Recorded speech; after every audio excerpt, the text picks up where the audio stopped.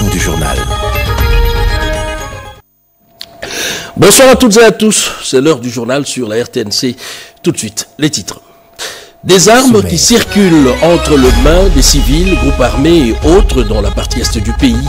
L'environnement sécuritaire s'est nettement dégradé du fait de la présence de l'armée rwandaise et cette violence armée n'est fait qu'amplifier la circulation illégale des armes légères et des petits calibres. Une table ronde a été organisée ici à Kinshasa. On fait le point tout à l'heure dans ce journal. L'étau se resserre autour des auteurs des atrocités dans la partie est du pays. Le Haut Commissariat aux droits de l'homme a dépêché une délégation avec la mission de documenter les crimes graves portant atteinte aux droits de l'homme dans la partie est du pays. Et le Rwanda serait-il encore de nouveau dans les viseurs? La réponse dans un instant dans ce journal.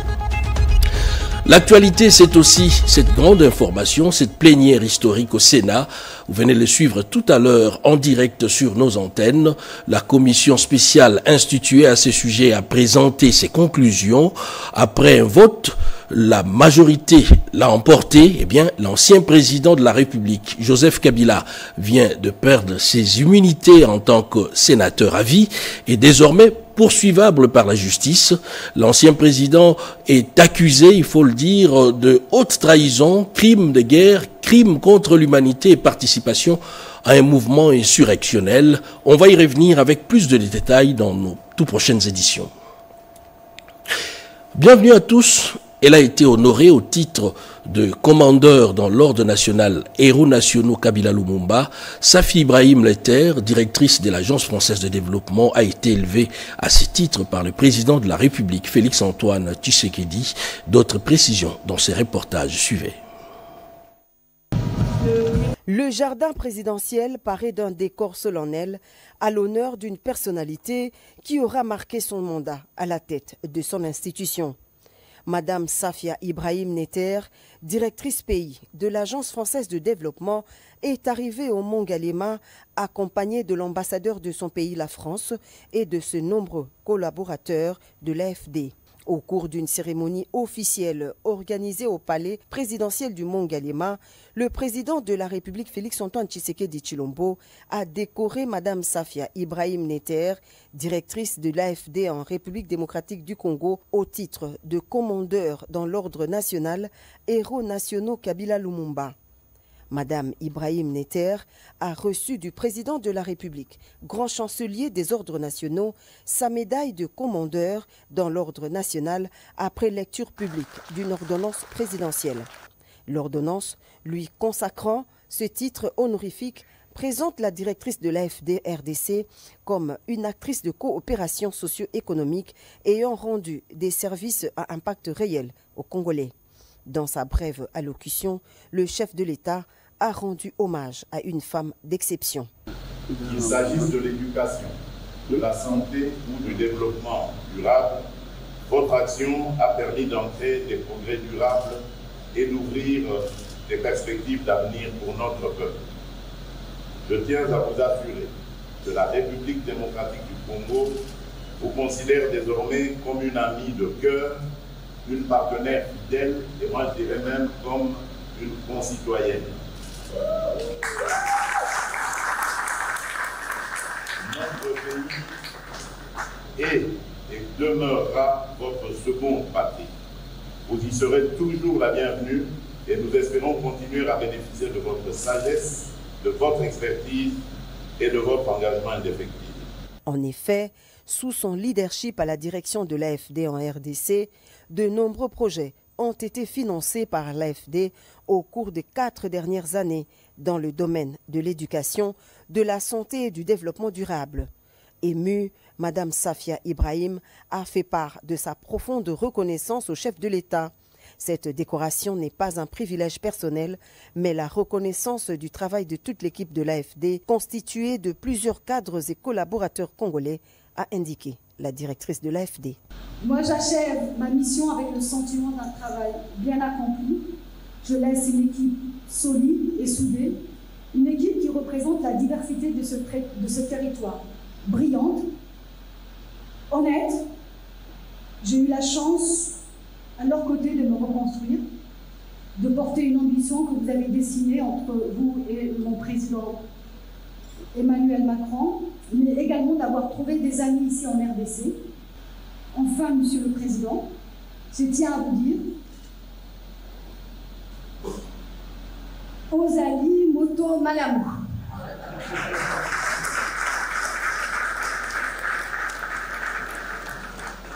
Ne changez surtout pas. Arrivée au terme de son mandat de 4 ans à la tête de l'AFD-RDC, Mme Safia Ibrahim Netter a mobilisé 558 millions d'euros octroyés à fin 2024 pour financer plusieurs projets dans divers domaines. Des projets qui contribuent à la réalisation des objectifs de développement à travers les provinces de la République démocratique du Congo. C'était une avalanche de questions sur l'insécurité grandissante dans des grandes villes, les bavures policières et autres. Le vice-premier ministre de l'Intérieur, Jacquemain Chabani, a répondu à un certain nombre de préoccupations et questions des élus du peuple et il a sollicité pour ce faire un délai supplémentaire pour répondre à d'autres questions. Anim Balaka, Patrick Badibanga et Guy Kitoko. Dans le cadre du contrôle parlementaire, le vice-premier ministre, ministre de l'Intérieur, Maître Jacquemain Chabani, a été entendu ce jeudi 22 mai 2025 à l'Assemblée nationale. Il répondait à une question orale avec débat initié par le député national Eyangamboyo, préoccupé par les arrestations arbitraires, les tracasseries policières et la présence d'agents fictifs au sein de la PNC. La République démocratique du Congo fait face depuis plusieurs années à une agression extérieure par des forces ennemies qui, chaque jour, massacrent et tuent nos compatriotes. Cette situation tragique constitue une épreuve intolérable pour notre nation. Dans ce contexte de guerre imposée, où la survie de notre peuple est déjà menacée par les forces extérieures, il est inconcevable que les pratiques ignobles telles que les arrestations arbitraires, les tracasseries policières et la présence des agents fictifs au sein de notre police viennent s'ajouter à la souffrance de notre peuple. Face à la plénière, le VPM a rassuré sur sa détermination à lutter contre les antivaleurs et à sécuriser les citoyens. Il a évoqué le renforcement du contrôle interne ainsi que la réforme en cours de la police nationale congolaise, actuellement à l'examen à la Commission défense et sécurité. La formation de 5000 agents spécialisés, notamment de la Légion nationale d'intervention, les équipements modernes des unités de la police nationale dans les 26 provinces en respect des normes et standards internationaux.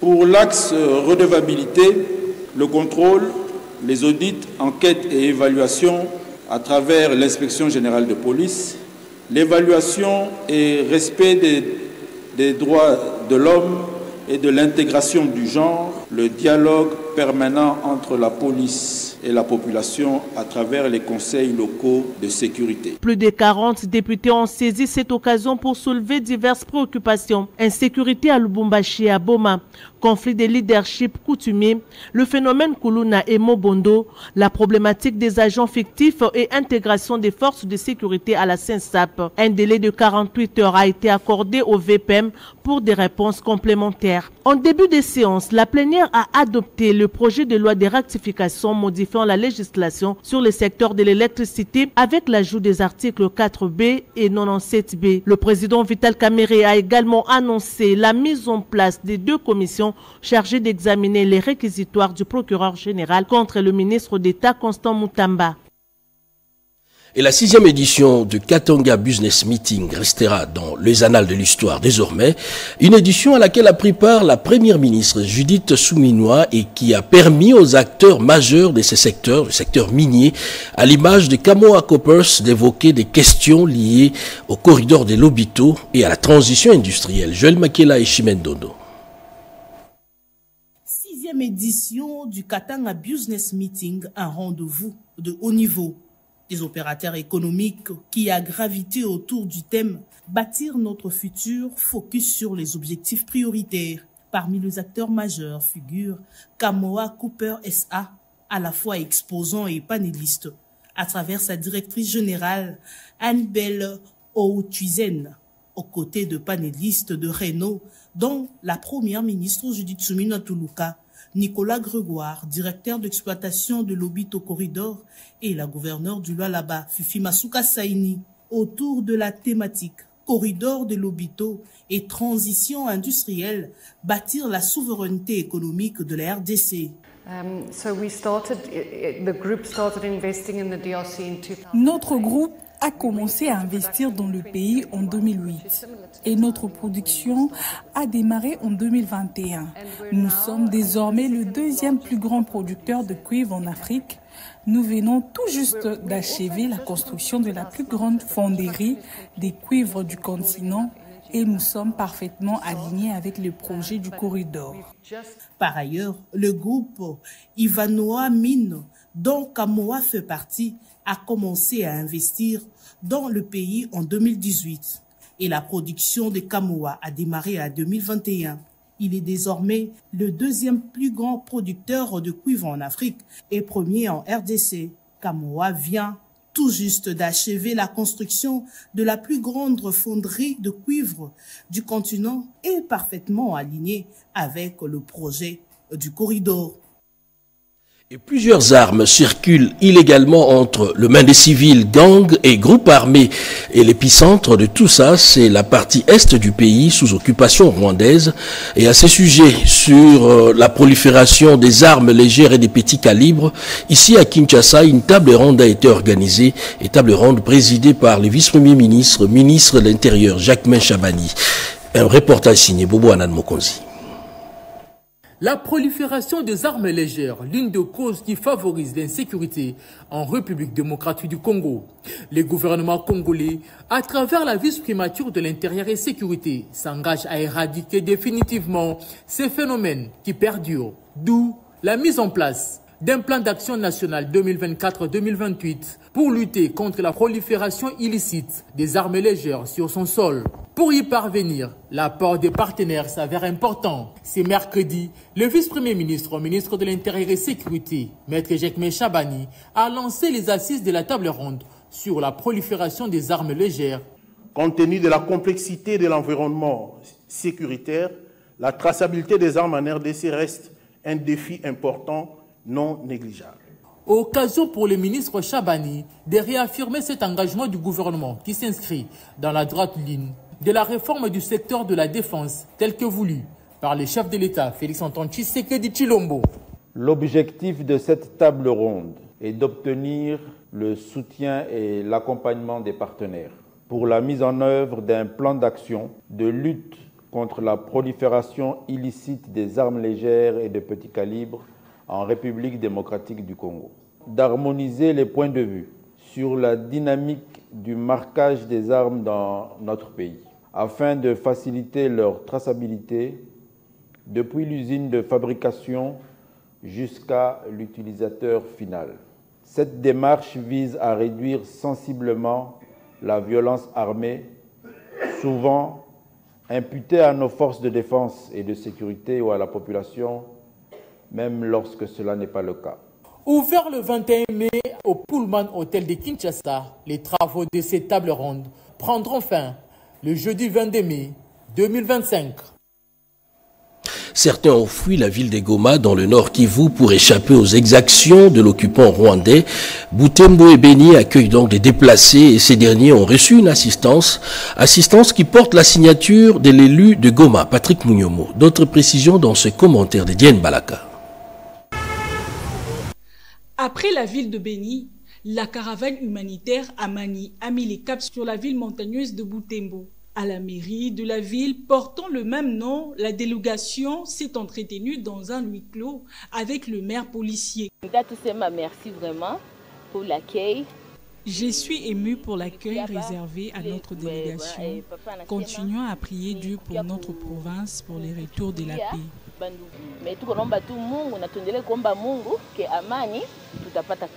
C'est avant d'apporter un message de réconfort et de compassion en faveur de déplacés de guerre venus de Bukavu, Goma et Lubero suite à l'agression barbare du Rwanda et de ses supplétifs du M23.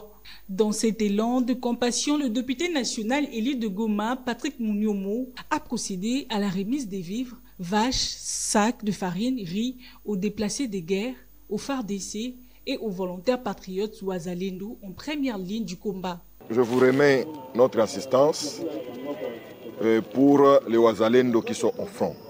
Et ils transmettaient le message de nos encouragements. Ils doivent savoir qu'ils ont le soutien et la confiance des députés nationaux. Merci, monsieur le maire. Merci beaucoup de ces gestes que vous venez de poser à l'endroit de nos vaillants Wazalendo. Merci. Je vous remercie. Merci. Le maire policier de Butembo a salué cette initiative, la qualifiant d'assistance de grande portée humanitaire en cette période de crise sécuritaire. Le choléra, une maladie qui émerge souvent quand les conditions d'hygiène se dégradent. Les plans stratégiques multisectoriels d'élimination de cette maladie a été mis en place et l'heure est à son évaluation. Eugénie Dada-Chabani. La situation de l'eau, de l'hygiène et de l'assainissement en République démocratique du Congo demeure précaire. Selon l'enquête mixte 2018, 50% seulement de la population de la RDC ont accès à des points d'eau améliorés et moins de 29% à l'assainissement amélioré. La même enquête révèle que les tests de prélèvement de l'eau dans les points d'eau améliorés révèlent la présence de bactéries.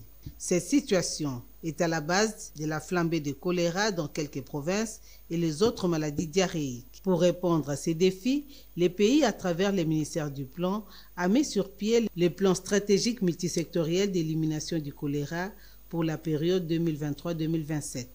En partenariat avec le ministère de la Santé et celui de l'Environnement. Ces plans s'alignent sur la feuille de route de l'Action mondiale de l'ONG Global Task Force on Cholera Control.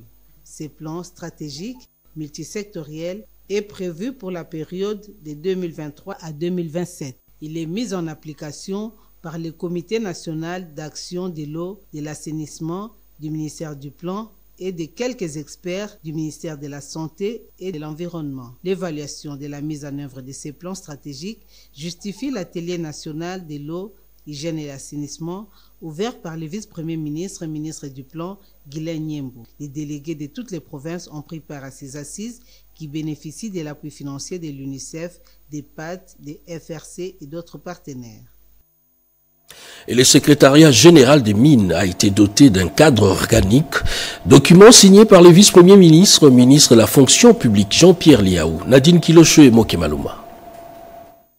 Dans l'optique de définir la structure hiérarchique, les postes de travail, les responsabilités et les effectifs nécessaires au bon fonctionnement du secrétariat général de l'administration de mines, le vice-premier ministre, ministre en charge de la fonction publique, Jean-Pierre Liaou, a procédé à la signature des cadres organiques du ministère de mines le jeudi 22 mai 2025 en présence du ministre des tutelles Kizito Pakabonga Kapinga. Ce nouveau cadre du secrétariat général de mines permet de projeter des actions de recrutement et le renforcement de capacités des agents et cadres de cette administration en rapport avec les objectifs stratégiques assignés au ministère de mines. À la vue de l'importance du secteur minier dans la structuration du tissu économique de notre pays, l'administration qui est dédiée doit être structurée et être la plus apte à assurer jusqu'au possible les services jusqu'au dernier kilomètre dans notre pays afin de se rassurer que le contrôle des ressources minières n'échappe pas au pouvoir public. Matérialisant les assignations du chef de l'État, le gouvernement, par l'entremise de la vice-primature de la fonction publique, démontre sa ferme volonté de répondre au triptyque « un agent, un poste, un salaire ». Avec les changements qui vont être opérés, cela permettra à notre administration de pouvoir répondre au mieux aux attentes des opérateurs dans le secteur minier, avec une éthique, avec une meilleure gouvernance, avec des agents plus qualifiés et des agents qui se mettent réellement au service de nos contribuables et notre population. Avec la mise à jour des cadres organiques, l'administration publique congolaise se donne les moyens pour l'amélioration de la performance et une gestion efficace des ressources humaines. Au-delà de la documentation interne des atrocités commises par les forces spéciales rwandaises dans la partie occupée du pays, le Haut Commissariat des Nations Unies aux droits de l'homme s'annonce déjà. Une délégation a été reçue par le ministre de la Communication et Médias, Patrick Mouyaya. Gaëtan Magalano. Faire la lumière sur les violations de droits humains dans le province du Nord et Sud Kivu dans l'est de la RDC, la coordonnatrice de la mission d'établissement de faits mandatée par le Haut Commissariat des Nations Unies aux droits de l'homme obtient la version de Kinshasa. Nous sommes en train de faire les investigations de tous les côtés sur les violations des droits de l'homme. On va se focaliser sur les derniers mois, mais bien sûr, il y a beaucoup d'éléments qui sont importants à prendre en considération, qui datent d'avant. On a parlé beaucoup avec la société civile, on a parlé avec d'autres autorités et on a eu beaucoup d'entretiens avec des collègues des Nations Unies, de la MONUSCO, mais aussi par des partenaires des ONG.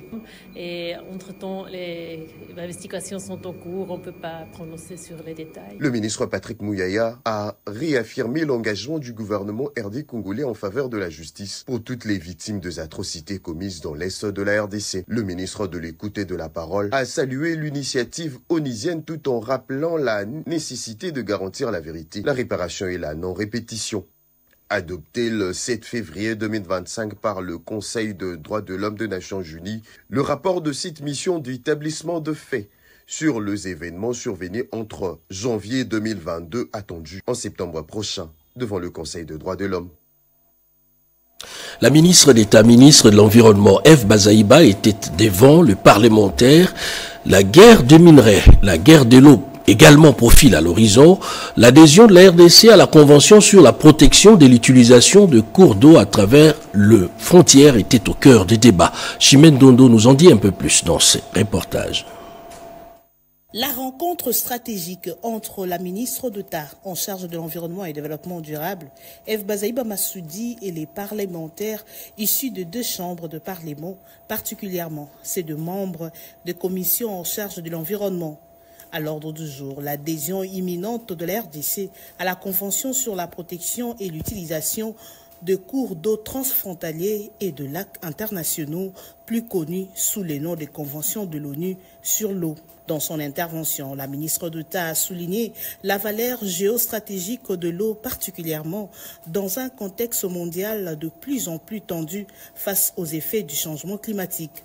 Elle a rappelé que la RDC, qui détient plus de 50% de ressources en eau douce d'Afrique, a une responsabilité régionale et mondiale dans la gestion durable de cette richesse vitale. En adhérant à la Convention sur l'eau, la République démocratique du Congo pourra bénéficier de son accompagnement dans la protection de ces immenses ressources en eau, dans la mise en œuvre des différents accords et protocoles sur les autres transfrontalières avec ses voisins et aussi dans plusieurs autres aspects, notamment dans l'application effective de sa loi relative à l'eau. L'atelier DC 20 mai marque une étape décisive dans le processus d'adhésion à la Convention de l'ONU sur l'eau, avec les soutiens affirmés de parlementaires. La RDC pose de base d'une diplomatie environnementale proactive au service du développement durable et de la paix dans la région. Et cette bonne et grande nouvelle, le prochain forum économique mondial sur le minerai stratégique va se tenir en République démocratique du Congo, annonce faite au ministre de Commerce extérieur Julien Paluku par les membres du Centre de commerce international et la mobilisation des bailleurs de fonds à Genève en Suisse. Eric Kabamba. La RDC, pays choisi à l'unanimité au cours de ses travaux pour abriter la prochaine organisation du Forum économique mondial sur les minerais stratégiques. Un forum qui va se tenir avant la fin de cette année 2025. Une organisation arrachée grâce à un appui du Centre du commerce international et la mobilisation des différents bailleurs des fonds. Autre grande annonce pour la RDC, faite au ministre du Commerce extérieur Julien Paluku, ce Centre du commerce international a promis d'appuyer l'exécution des différents projets dont les développements de chaînes de valeur dans plusieurs secteurs en RDC et aussi assurer la formation du personnel de l'administration, du ministère du Commerce extérieur et des opérateurs économiques congolais sur le commerce international. De quoi réjouir Julien Paluku. Donc nous avons obtenu et de l'OMC, et de la CNUSED, et du Centre du commerce international, l'accompagnement de la RDC, notamment en assistance technique, en formation de notre personnel, mais également des opérateurs économiques pour les aligner sur les marchés. Nous produisons du cacao, nous produisons du café, nous produisons tout ce que nous avons gagné comme marché, mais comment nous devons intégrer ces marchés? J'ai promis à madame la DG de l'OMC de devoir désigner un attaché commercial qui va suivre au quotidien. Au terme de ces échanges avec la directrice exécutive du Centre du commerce international et la directrice de la Conférence des Nations Unies pour le commerce et le développement, il s'est aussi dégagé de la mise en place des commissions mixtes constituées des experts de la RDC et de ces grandes organisations dans un bref délai pour maintenir les contacts. Avec ses plus de 15 millions d'habitants, 3 millions de motos aux côtés d'un boom automobile, Kinshasa, figurez-vous, n'a plus d'espace, une activité intense se développe au quotidien. Un plan directeur a été mis sur pied en collaboration avec l'agence japonaise de développement JICA. On en parle avec Bobeti Inga. À la 5e et dernière réunion du comité conjoint de coordination du PDTK, présidé par le ministre d'État et ministre des Infrastructures Alexis Guissaro, il était question de la restitution des différents résultats menés dans le cadre de ce projet. Le PDTK qui s'inscrit comme une solution aux problèmes que notre ville, les problèmes d'embouteillage, les problèmes globalement de mobilité urbaine, mais aussi que les problèmes d'urbanisation sauvage de la ville. Et donc, une étude a été menée et cette étude offre des solutions. Il y a une sensibilisation pour que nous tous, nous puissions nous investir dans sa mise en œuvre. Il était aussi question de mettre en exergue les initiatives susceptibles d'améliorer la mobilité des Kinois en tenant compte des directives d'aménagement inscrites dans ce plan directeur. L'ambassadeur du Japon à RDC s'engage à mobiliser encore davantage les entreprises japonaises pour plusieurs projets.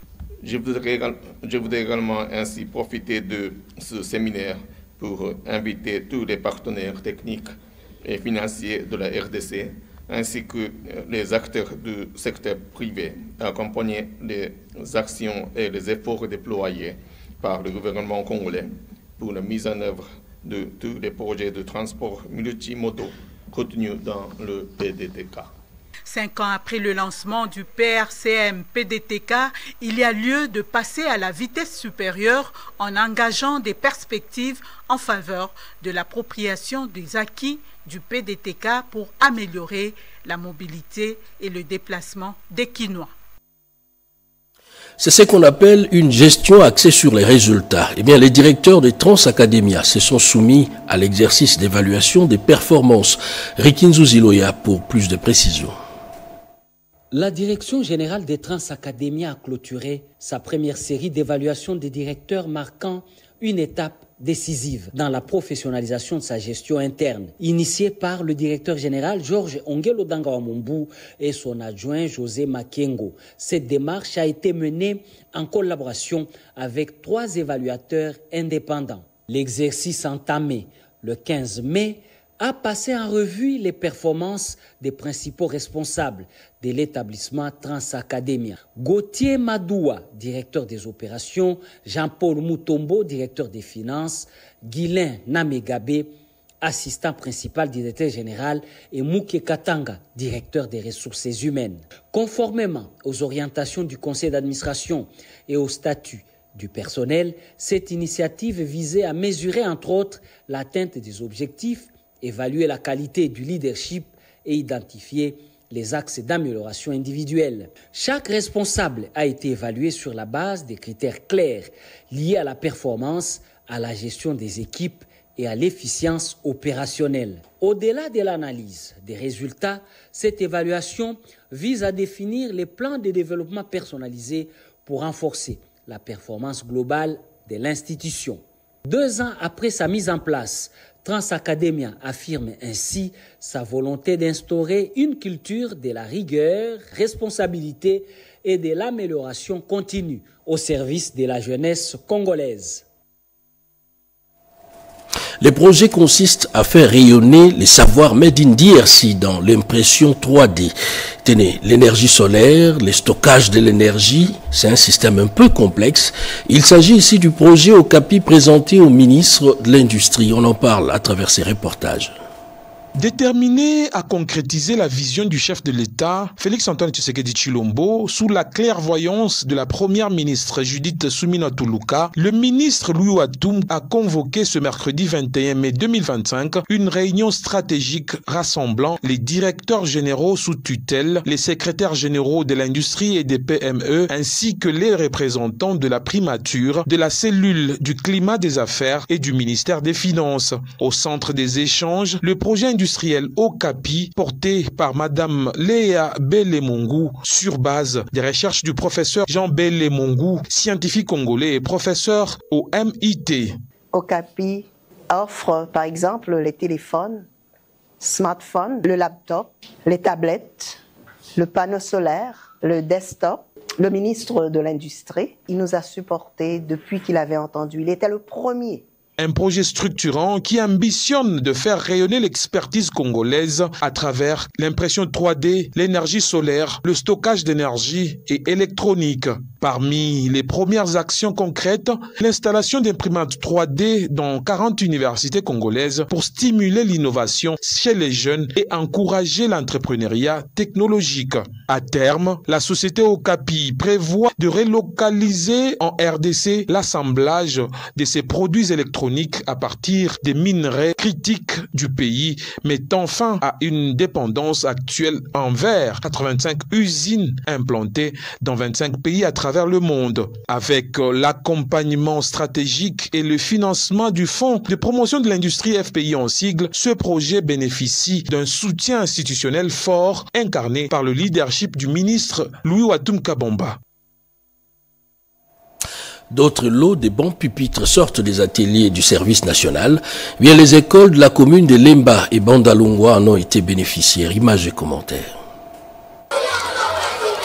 À chaque arrivée des bons pupitres, l'atmosphère change au sein des écoles bénéficiaires et l'on s'empresse à évacuer les bancs en mauvais état. 300 bancs pour l'ITC Lemba et l'ITS Imotei.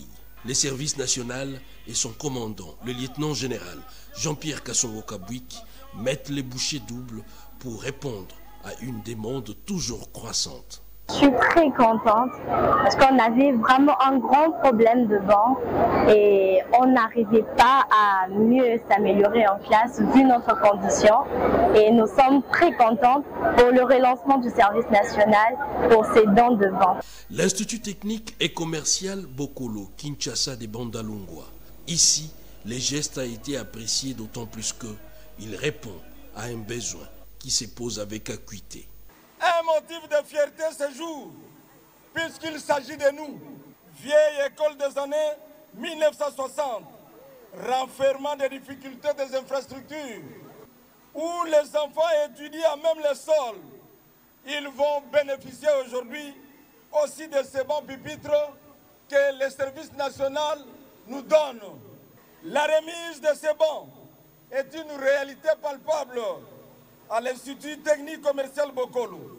Ici, à Bokolo, il n'y aura plus jamais le problème d'insuffisance de bancs. La cérémonie finie, la caravane service national met les caps pour d'autres horizons, enfin d'autres écoles, instituts supérieurs et universités.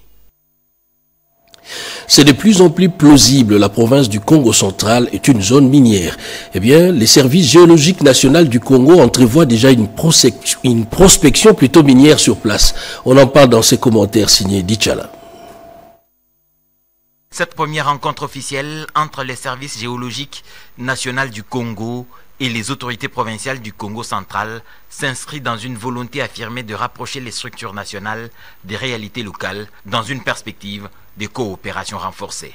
Au cœur des échanges, le directeur général du service géologique national du Congo, Raoul Wazenga, a présenté la mission fondamentale de son service chargé de procéder à la recherche géologique de base, la compilation et la publication d'informations relatives aux géosciences, ainsi que la diffusion et la vulgarisation des dites informations. À cet effet, dans le cadre de l'intensification de la recherche géologique et minière, le service géologique a décidé de s'approcher de la province du Congo central dans le souci d'améliorer les connaissances géologiques de cette province. C'est ce qui explique même le déplacement de la présidente du conseil d'administration, Getty Panupanu, qui conduit cette délégation. Nous avons un peu voulu sortir de notre zone de confort, c'est-à-dire des zones où il y a déjà l'existence de mines. Venir un peu faire de l'exploration dans cette province du Congo central afin de pouvoir mettre en évidence les gisements qui existent pour une exploitation future. Au nom du gouverneur du Congo central, Grace Bilolo, le ministre provincial des Mines, a salué l'initiative du service géologique qui tombe à point nommé au moment où le Congo central, qui dispose de plusieurs indices de minéralisation, s'attend à une éclosion minière. Par cette visite, le service géologique national du Congo réaffirme sa volonté d'accompagner les provinces, surtout celles qui ne développent pas assez d'activités minières, dans la mise en œuvre d'une politique de la recherche minière, de la gestion responsable, inclusive et durable des ressources minérales pour le développement national. La mission des inspecteurs de l'IGF au sein des entreprises du portefeuille de l'État, il en a été question à la NEP, qui est l'Association nationale des entreprises du portefeuille. Yolande Voka nous en parle à travers ses reportages. Il faut sans tergiverser rectifier les tirs et veiller au respect de normes en matière de gestion. À l'issue de cette réunion d'évaluation des missions d'audit effectuées par les inspecteurs généraux des finances au sein des établissements publics et entreprises du portefeuille organisée par la NEP, il se dégage un constat amer. Plusieurs irrégularités enregistrées par ces inspecteurs lors des missions d'encadrement de l'IGF.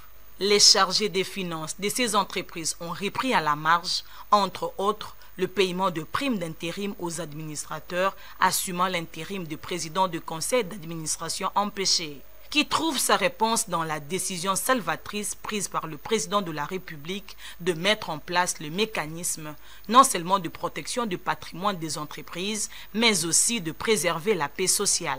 Il devait vérifier d'abord les avantages des mandataires, les acquisitions, les marchés publics, les missions à l'extérieur du pays, les fournisseurs et le mouvement du personnel.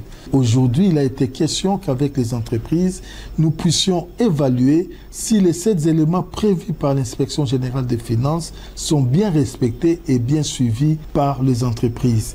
S'il n'y a pas des avantages indus, s'il n'y a pas de missions à l'extérieur du pays sans terme de référence spécifiques, s'il n'y a pas de mouvements désordonnés du personnel au sein de ces entreprises et établissements publics. Par ailleurs, c'est depuis le 10 mars que les entreprises du portefeuille et établissements publics sont soumis à l'encadrement de l'IGF. Et ces communiqués de presse, c'est une mise au point de la cellule d'exécution des financements en faveur des États fragiles CFF, agence d'exécution du gouvernement pour la mise en œuvre du PDL 145 territoire dans la province du Mai-Ndombe au sujet de la déclaration du conseil de l'entreprise ASCAT Sarl diffusée à l'édition des 19h sur les antennes de la RTNC. Près de 2 ans après les débuts des travaux, seul un ouvrage sur les 65 prévus, en l'occurrence l'école primaire Tolo 1 à Koutou, a été provisoirement réceptionné, compte tenu du déphasage entre l'exécution physique et financière des travaux, de l'arrêt des chantiers sur la majorité des sites et l'accumulation de dettes par le groupement. L'autorité contractante a été contrainte de suspendre tout paiement jusqu'à la justification totale des fonds et de mettre en place des mesures coercitives de mise en régie contrôlée des contrats des travaux. En exécution de ces décisions, le diocèse d'Inongo a été désigné en qualité des régisseurs chargés de la supervision de l'exécution des travaux sur place. Et les CFF demeurent déterminés à poursuivre l'exécution des travaux et achever les ouvrages en régie contrôlée par l'intermédiaire des régisseurs désignés, afin de livrer à la population des infrastructures promises par son Excellence, Monsieur le Président de la République, chef de l'État. Et puis, la CFF tient à rappeler à l'entreprise ASCAT Sarl que toute obstruction à cette décision entraînera immédiatement la procédure de résiliation des marchés et les recouvrements de sommes non justifiées à ce jour, conformément à la loi relative aux marchés publics. Direction Accra au Ghana, où le vice-ministre de la Justice Samuel Bemba a présidé dernièrement la conférence sur les crimes d'agression. On en parle à travers ses commentaires de notre consoeur Joël Makela.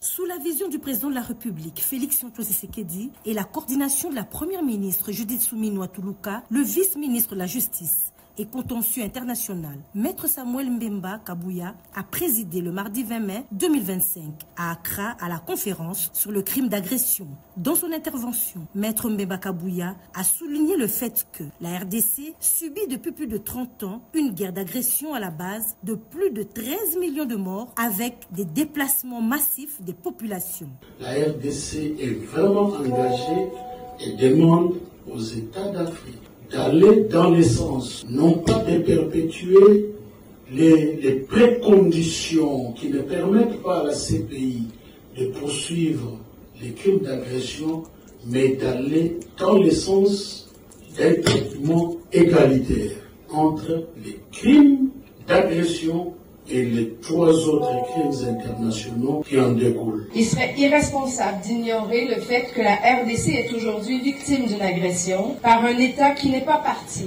au statut de Rome. Cette réalité met en lumière l'urgence et la pertinence de notre travail collectif pour combler les lacunes juridictionnelles et faire en sorte qu'aucun acte d'agression ne reste impuni, quel que soit le statut de son auteur au regard du statut de Rome. Présente également à la conférence, Madame Hélène de la Cour pénale internationale a salué l'implication de la première ministre Judith Suminwa dans cette démarche. Elle a exprimé son soutien à la RDC et dénoncé l'acte barbare commis par un État non membre de la CPI qui est le Rwanda. 6e édition de Katanga Business Meeting. On en parle encore dans ce journal. La société minière Chemaf a également pris part à ces grands rendez-vous. Moment choisi pour celle-ci de présenter les différents minerais qu'elle exploite, mais aussi d'annoncer l'ouverture prochaine de 2 autres usines dans la ville de Lubumbashi et de Kolwezi. On en parle dans ses commentaires. La Chemical of Africa, Chemaf en sigle, a été présente à la 6e édition de Katanga Business Meeting organisée à Kolwezi. Cette société qui œuvre aussi dans les mines a présenté les échantillons des minerais qu'elle exploite tout en rassurant ses différents partenaires de l'avènement prochain de ces nouvelles usines. Papi Mwempa Lufungula, manager d'exploitation, contextualise l'apport de Chemaf par rapport à la République démocratique du Congo. La 6e édition où nous sommes présents, c'est pour d'abord présenter l'image de Chemaf, montrer à la population, à la face du monde que nous sommes présents et nous avons le souci de bâtir réellement le futur, pas seulement au niveau des infrastructures, mais au niveau aussi de la population. C'est-à-dire, dans nos activités, nous voyons aussi les riverains, dans nos activités, nous voyons aussi tout ce que nous avons comme taxes à payer. Tout ça, ça va contribuer au bâtissement du futur, au bâtissement de notre monde en question. Gilbert Kafita, manager du développement des affaires, a quant à lui martelé sur l'impact social qu'offre cette société minière.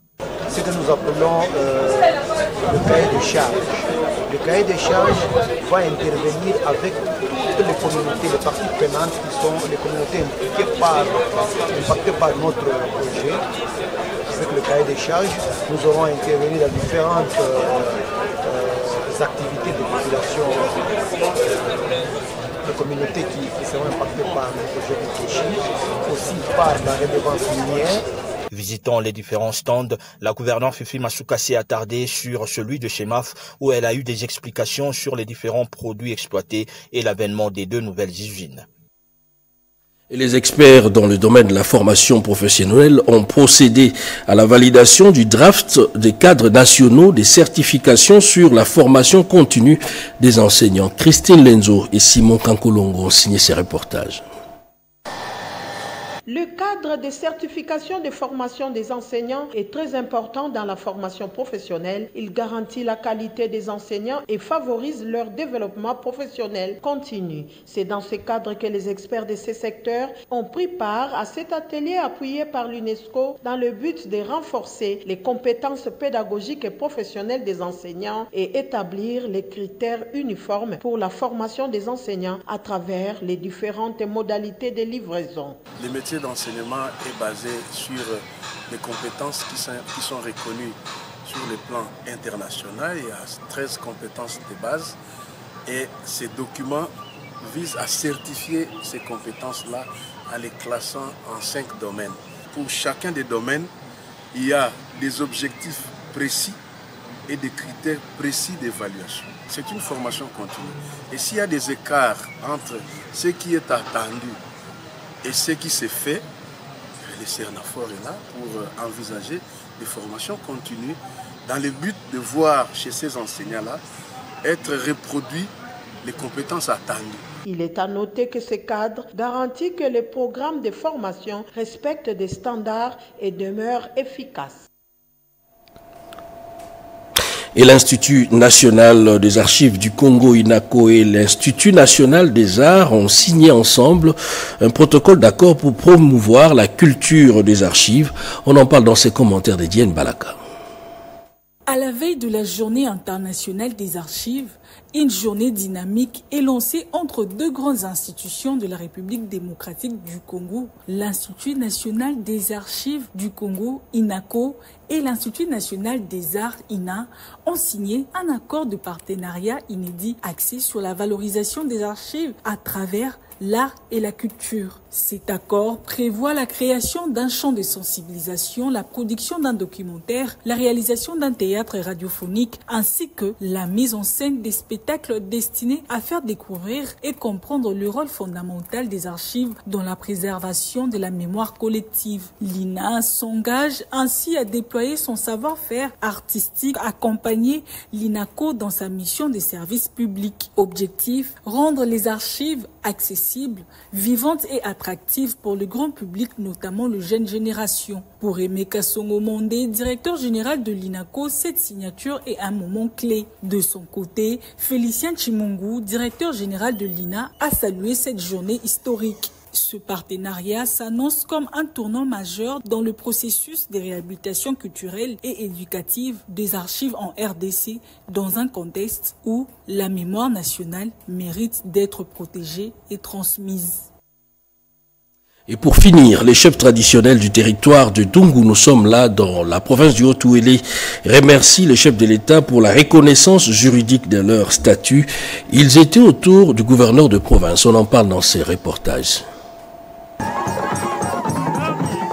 C'était dans une initiative de la Fondation Jacques Sangba, dont le promoteur, l'honorable Jacques Sangba Nekingbo, rapporteur adjoint de l'Assemblée provinciale et élu du coin, a dit avoir organisé cette rencontre en guise de gratitude à l'endroit de toutes ces têtes couronnées pour le soutien dont il a bénéficié lors de son élection en 2023. Il n'a pas aussi oublié de saluer le dynamisme du gouverneur Jean Bakomi Togambou qui a réussi à stabiliser la situation administrative de toutes les têtes couronnées du Haut-Ouélé. Mes hommages le plus déférents à son excellence Félix Antoine Tshisekedi Tshilombo, président de la République, chef de l'État, tout en les remerciant pour l'attention particulière accordée au dossier des chefs coutumiers jusqu'à y trouver satisfaction ces derniers en particulier. Messieurs les chefs coutumiers, il a fallu plusieurs décennies pour que chacun de vous trouve satisfaction à ces problèmes administratifs qui vous a consommé. Maintenant que la solution est là, je commence par vous féliciter pour votre endurance. Même message de la part de chef traditionnel des Rungu qui, par la bouche de Sa Majesté Amédée André Soarazé de la chefferie Ndei, ont témoigné leur attachement inconditionnel à toutes les autorités soucieuses de la paix et du développement de leurs entités respectives. Nos sentiments de joie en nos élus provinciaux du territoire de Rungu, particulièrement à l'honorable Jacques Sangba, pour l'organisation de ces manifestations. Le gouverneur Jean Bakomi Togambou, pour sa part, n'est pas resté indifférent en attendant l'investiture progressive de toutes ces autorités traditionnelles. tokontinue kosambela mpona mokonzi ya mboka na gouvernement na biso po ete kimia soki ezali mboka eokende liboso. Mpe merci mingi nde tozwi bongo signature ya baarrêté. Comme à l'accoutumée, cette rencontre était un véritable moment de réjouissance. Et voilà, c'est la fin de ce journal. Merci de l'avoir suivi. Demain 7h, Serge Merlin-Mata et à 20h, Sandra Nyangui. L'info continue sur nos pages Facebook, YouTube et rtnc.cd. Santé de fer à tous et bonsoir chez vous.